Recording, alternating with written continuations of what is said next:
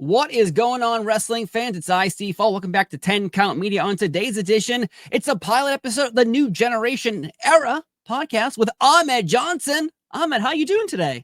Doing good, brother. How about you? I'm doing great. Chatting with one of my favorite Intercontinental champions of all time. And today, brand new day, the New Generation. And you were part of that time. Also, a little bit of the Attitude Era. But while you were in the New Generation, was there pressure you felt like on you and other wrestlers to kind of lift up the company? Because at the time, business was down, but yet superstars were being made.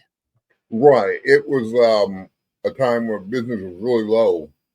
And me, along with a couple other people, helped bring it up again, because they were bringing in talent that you haven't seen before. Mm-hmm. Me and my intensity and my craziness, and other people were bringing in talent that, they haven't seen before.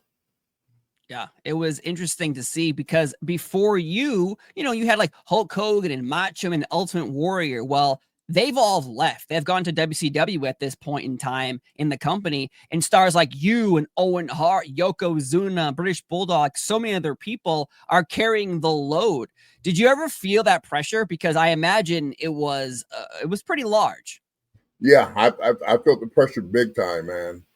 Especially when you had, when you were in main event matches, you really felt the pressure big time because you had to get over, or WCW couldn't get over on you, when WCW was a hit at the time.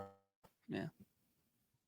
So when you're watching the ratings come in each week between Raw and WCW, what's everyone's thoughts? Are they thinking like we're on the right path, we're doing what we're supposed to be doing, or I don't think we're on the right path, and I don't think we're doing what? Because you look at it, you had WCW and Nitro going head to head with Raw. That's the first time it's ever happened in professional wrestling. Well, the thing is, when I got there, I was told, basically what they were trying to do. They're trying to, beat WCW. Mm-hmm. WCW was kicking our butt at the time. And Vince needed somebody like me. He needed somebody with raw talent and just athletic and, just a beast, basically. You took the words right out of my mouth. I was supposed to just call you I think he's gonna say beast because you were a beast. You were listen, when you start off in WWF and you're body slamming Yokozuna on the first time we see you and you do that, they use that to launch pad Lex Luger for a whole year, and that didn't work out for him. And with you body slam Yokozuna, you flash forward to King of the Ring 1996. And that's kind of what we'll be talking about on this episode. Yeah. It's monumental for you and your career. And we are talking about King of the Ring 1996. This is June 23rd, folks, people. We have the NWO on the other channel. We have the Outsiders. We have all this business going on. But you're heading into King of the Ring 96, and you're taking on Goldust. And Goldust is making a lot of people, a lot of fans uncomfortable, a lot of fans uncomfortable because we didn't see something like this on television. And if you were watching primetime network television, you didn't see this type of behavior. It was kind of, at the time, shunned upon. And it depends how you feel in today's world. But at the time, how did you feel? Because you are a hot star and they have to get the Intercontinental Championship onto you. But you do have to wrestle Goldust first. What was your relationship like with Dustin before we even talk about anything involving a storyline? What was your relationship like before King of the Ring? Behind curtains, it was great, man. We were great friends. Me, him, and his wife was a good friend of mine. We were all great friends. They're great people, man. They really are real good people. That's good to hear, because even in today's world, you have Cody Rhodes, you have Dustin Rhodes, then obviously, in the great sky, you have Dusty Rhodes looking down upon all of us, still probably dropping elbows on somebody up there. Did you ever have a relationship, or did you ever meet Dusty Rhodes? Because maybe he was in and out. No, I never got a chance to meet Dusty. Wow. I wish I would have. It'd been my pleasure to meet him, but no, I never got a chance to meet him. Wow, yeah, because it seems like every time you hear stories or see pictures, as well as like, wait, is that a WCW wrestler hanging out with a WWF wrestler? And what year? Like they're shocked to think that wrestlers from different Yeah. companies are friends. And while you're in WWF, are you speaking to anyone in WCW? Are you speaking to anyone in ECW? Is there a crossover of relationships at this time for you? Me and Stevie Ray spoke a lot from Harlem Heat. Yep. Well, we grew up together, almost basically, and we fought on each other's side, and in the streets. In the streets, we Wow. were fighting on each other's sides. We were taking people out left and right that asked for it. We didn't go around picking on people. Only, Yeah. the ones that asked for it. Like one time, there was just these 5 Hispanic guys. They were security guard on a property. Me and Stevie were. Can you imagine that? Me and Stevie guards, and we were security guard on the property, and these 5 Spanish guys. I had told them earlier that you can't drink beer on property. You got to take it inside the apartment. Drink it inside there. And they were like, "Yeah, okay, no problems." And so I went and did my rounds, and I came out again, and they were back there an hour later, and they had 2 cases. This time they had drunk. So they were pretty much wasted. And so I went back there and told them again, y'all have to take them out. And they were like, what if we don't take it in the house? What are you going to do? And I'm like, oh, Lord. So I grabbed my handcuffs and I put them around my knuckles. So I got some brass knuckles because I'm taking on 5 guys. And I just started swinging, man, knocking them out left and right. And then it was funny because Steve would come home from the club on his motorcycle. And it's funny because he happened to see guys. All he seen was guys flying in and out. He didn't know what was going on, so he came down there and they helped me out. And man, we done fought together a lot, man, before WCW. Wow. That's a story behind the curtain there. I love it so much because hey man, we all have to do what we have to do in life, and sometimes we have to put on handcuffs on our hand and take out 5 dudes if need to be. You gotta do. You gotta do. They asked for it, brother. Getting what they asked for. That's right, man. I wouldn't screw with Ahmed Johnson and Stevie Ray ever in my life. So not just one of you, both of you together. That sounds like an intimidating group of people there. Oh yeah. I imagine. So with Goldust, with Dustin Rhodes, because you see a character on television, you see this androgynous character, very flamboyant Goldust. But what is Dustin like backstage? Is he walking around that gear? Is he walking crazy? Like, what's he talking like to you about this storyline? Is he trying to make you feel like comfortable in the situation? Because again, this is brand new for WWF television and in general, television in general. Right. Goldust was, man, he was always in character. Wow. Even backstage, he was in character. I mean, he come up to you and how you doing, sweetheart, this morning and this, that. And he does stuff like that to get under the guy's skin because he knows he get under your skin like that. But Goldust was always a character backstage, man. But like I said, they were good people, man. They were always, nice and polite to me. I mean, I have nothing bad to say about the man. Of course. No, it's funny as you look over the years. Like I read his biography. And his biography is about, triumph and over demons and things of that nature. And it's very inspiring. If no one's ever read his book, it came out, I don't even know, like now 15 years ago. And it is filled with just how he thought of this Goldust character, and as time goes on, bad things happen to all of us. But with him, he was very popular heel character, and you're a very popular babyface character at this point in time. But to get from point A to point B, though, you are rubbing shoulders with everybody from Shawn Michaels to Ultimate Warrior to Sid to Yoko to Owen Hart. But now you're heading into the storyline, and they do an angle. We get knocked out by Owen Hart, and then Goldust backstage does mouth to mouth to you to wake you back up as being a nice guy to help you out. Again, at that point in time, mentally, are you thinking, okay, this is fine? Because before Savio Vega was being rubbed on, you're getting mouth to mouth in 1996. How are you feeling mentally about this at the time?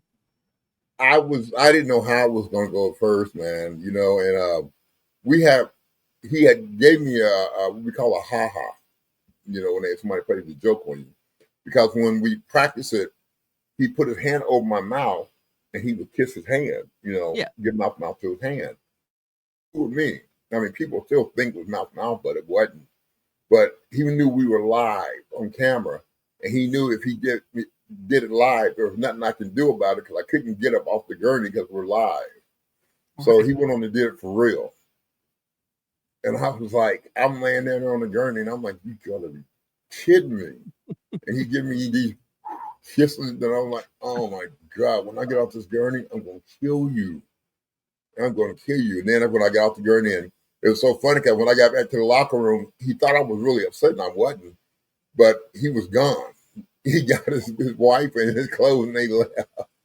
Oh my! Yeah, he thought he just went too far, and I told him, "No, man, that's just you, man. I know what you're doing." Right. He's getting some heat on you, and and tricking everybody. So, did you eventually talk to him after? And he was like, "Are you?" Did he say to you like, "Hey, Ahmed, are you cool? We yeah." Cool, The next day at the show, he's like, "Are we all right?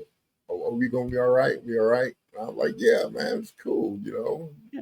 Don't do it again, but it's cool." Yeah, it's a story. It's a storyline, but I'll break your legs next time. Right. Let's get away with this one. This one I give you a go pass, but next one, nah. I don't think the next one's gonna be as gentle as this one is. No, definitely not. There is a though backstage when your character does wake up off the gurney and you're freaking out. Goldust escapes, but you're trying to find Goldust, and you find this poor soul in front of a doorway, and you murdered this man in front of all of our eyes on Monday Night Raw when you broke him in half through a door. Who was this poor man? Like, is he alive? I don't even know him from Adam. I mean, all I know, let me tell you why I did it, though. I did it because when we were going over the match, we had all the boys were there, and Vince asked, is there anyone that wants to stand in front of this door when Ahmed comes through? And all the boys, nobody raised their hand. Mm-mm. And then this lonely jobber out there, Blues, raised his hand. He's like, I will. And it wasn't he said, I will. He was cocky with it. Mm-hmm. I will. I'm not scared. I'll do it. First of all, somebody said you were scared. Second of all, you don't know what you just volunteered for. Third, I'm going to run you through the door like the paint. Dude. And so it happened, man, and he got what he got. Yeah. You made him part of the door. Like him and the door became one that day after you smushed his body through that poor door. Every time you see that, because that was even added to the intro to Monday Night Raw for years, where when the music would start and the intro would play, this one moment of you just running this dude through a door was part of it. So that moment is still like in my brain, because when people get bored one day and they go on YouTube and they type in like Raw intros and people just plow through them each decade, each year, that, is part of it. It's the ending too, actually, when you hear the sirens go off. Yeah. You killed that poor man. But I hit him so hard. I didn't really want to hit him that hard, but I wanted to get the message across to him that you don't play around with Ahmed Johnson. And I think you did it. Yeah, I hit him, and when I hit him, I realized how hard I put him through the door because the door was locked, and somehow. Oh my God! It was. Yeah, it was locked. And I hit him, and it went up, came over. So I knew I got it was just like a fake door. I thought it was we built this little door for you to kill someone through. That was a real door in a real dressing room and real locks. And the poor guy went through it. Well, I tip my hat to that man who still, I hope he's okay. I want to tell him I'm sorry. I didn't mean no harm by it. No. Hey, when Ahmed Johnson is feeling the rage, he's a beast. So he's got to, what are you going to do? Like barely touch it and then have like a moment where you sort of go through it? Not really. No. Exactly. You're gonna make it happen. Thank you. I'm glad you said that, because Ahmed Johnson just isn't a touch and go type of person. No. I mean, if he put his hands on you, he's going to put his hands on you. Of course. Like, there's a difference between being like, there's wrestlers who are supposed to be like technically sound. That's their thing. That is their character. Right. You are a beast. I will throw you around. It's not going to look pretty, but I'm going to destroy you and I'm going to beat you because that's me. That's who I am. It's like when people ever critique a character, you're like, do you understand that character though? because that character is this way. Like he will throw you through that door. You know, he will give you a beat down, and that's yeah. you know, that's who you are. Yes. So, you know, if anyone has any That's a good problems with character. that, And the fans loved it. So, hey, I kept with it. exactly. And King of the Ring 1996, also on that night, when you win the Intercontinental Championship from Goldust. This is monumental for your career, of course, but also you became the first African American to win the Intercontinental Championship. Like, how does that feel for you? Because that's history books. You're first, forever, number one, not number two, number one.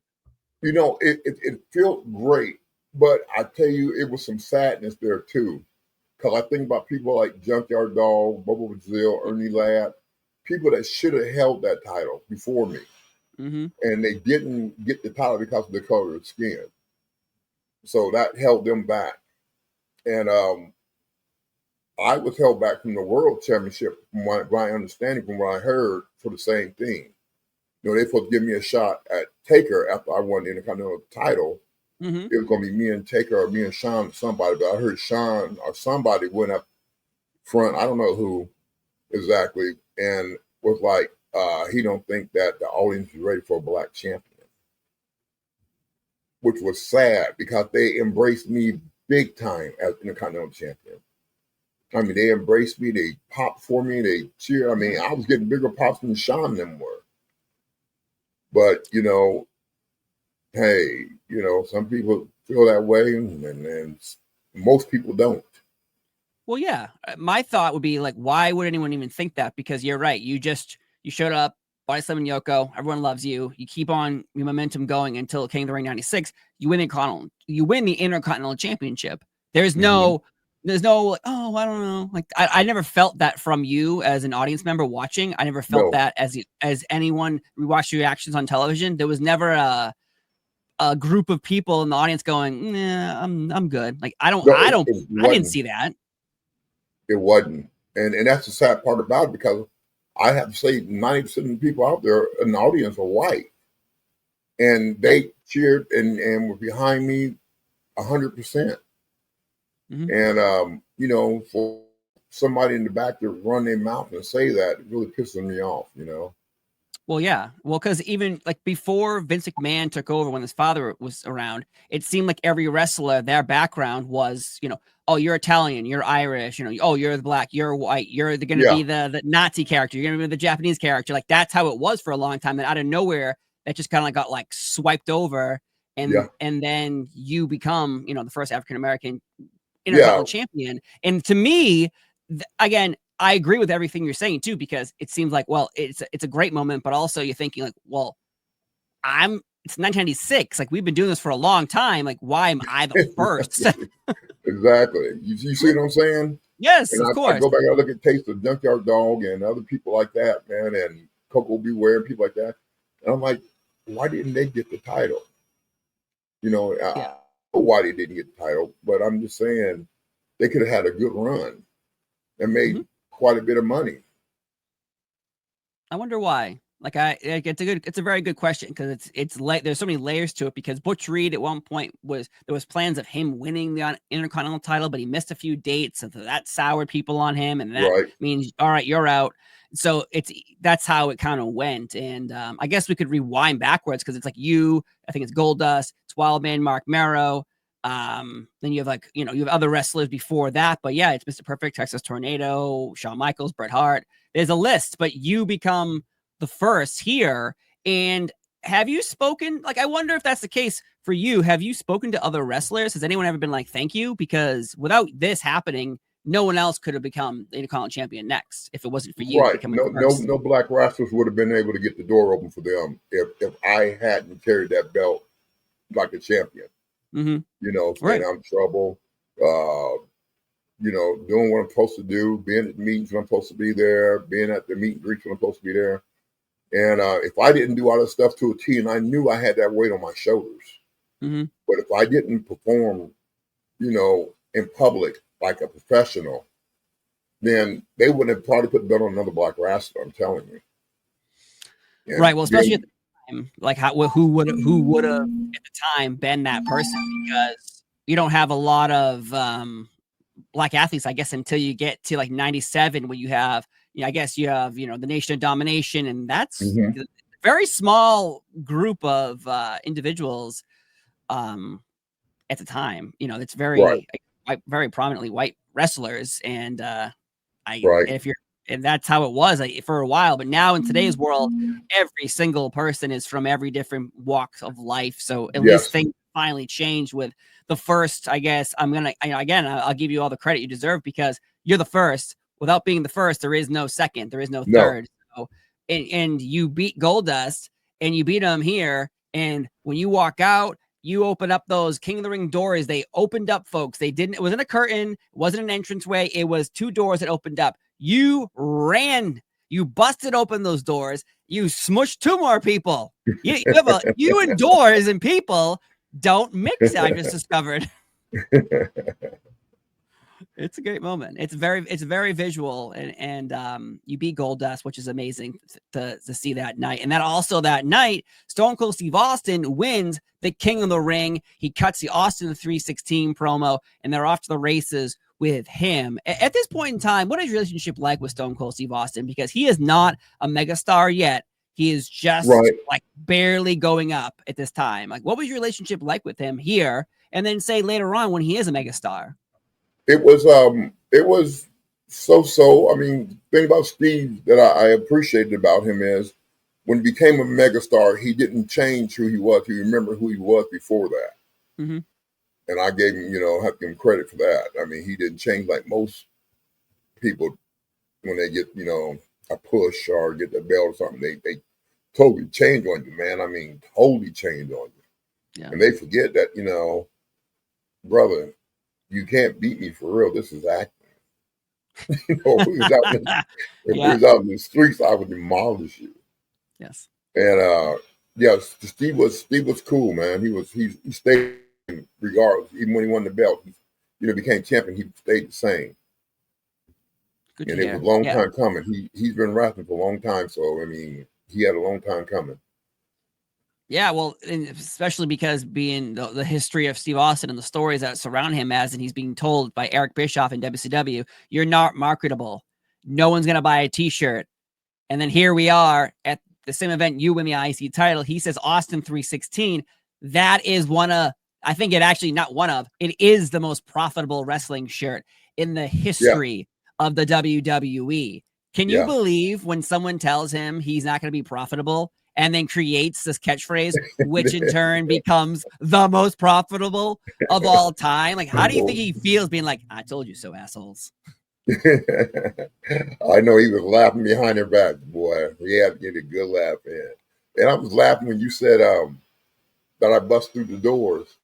I was like, that's kind of problematic there, because I bust through the doors, and then I bust through the doors to open it up for other black wrestlers to win championship. Look at that. Through the doors. We have symbolism here. We have symbolism. Yeah. I like it. Yeah. Again, who knew that the doors would lead us to more promise for other wrestlers, but also you hating doors, you just despising them. I feel bad for your house. I only imagine what your front door looks like when you run through it like Wile E. Coyote, Looney Tunes, when it's just a body figure of you walking through it over and over again. So rest in peace, your poor doors.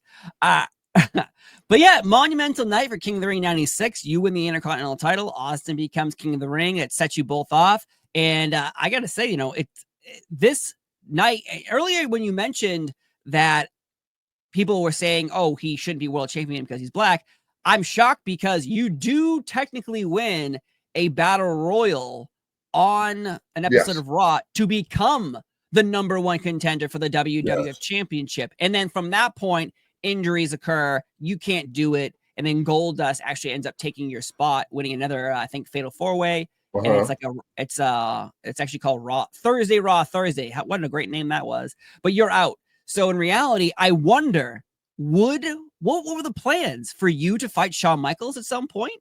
Yeah, the plan for me and Shawn to go at it, but he didn't want that. Somehow you won the battle royal to become number one contender. So I'm confused how they would be. I'm confused how he wouldn't be able to let that happen when in reality it was supposed to happen. Because back then, in those days, he had the pull like say The Rock has. Yes. He had that kind of pull. Mm-hmm. And you know, brother, I just don't understand it. I really don't understand. You know, I don't want somebody to win some because of their color. I just don't get that.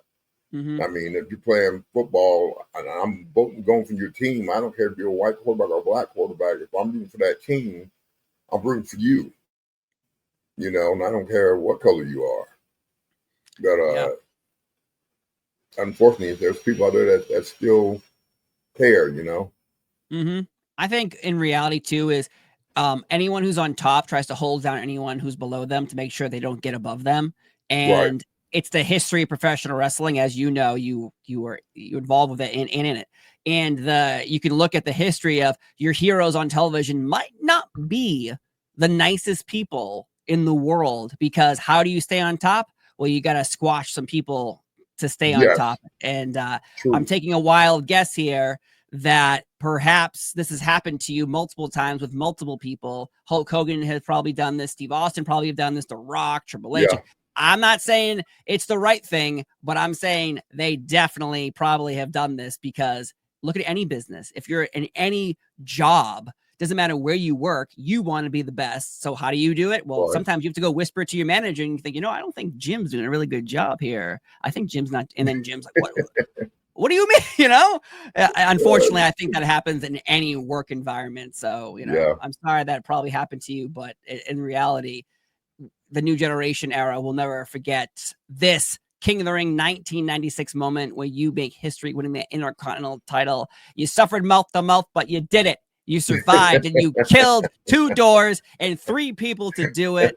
So kudos to you. But, you know, again, thank you so much for sharing your stories here on the first episode of the New Generation Era podcast with Ahmed Johnson, because we got more folks. Tune in next week because we're talking about when you teamed up with Legion of Doom at WrestleMania 13. And I love that match. I don't care what anyone says about Austin versus Bret Hart. Every year when I have a WrestleMania marathon, I sit down. I don't watch Austin versus Bret. I watch Ahmed Johnson, Legion of Doom, destroying the Nation of Domination in my eyes. So, match, brother. Oh, we're going to talk about it. Don't you worry. So thanks so much for being here. I'm Steve Fall. He's Ahmed Johnson. Have a wonderful day, and we'll see you next time. See you later. Love you.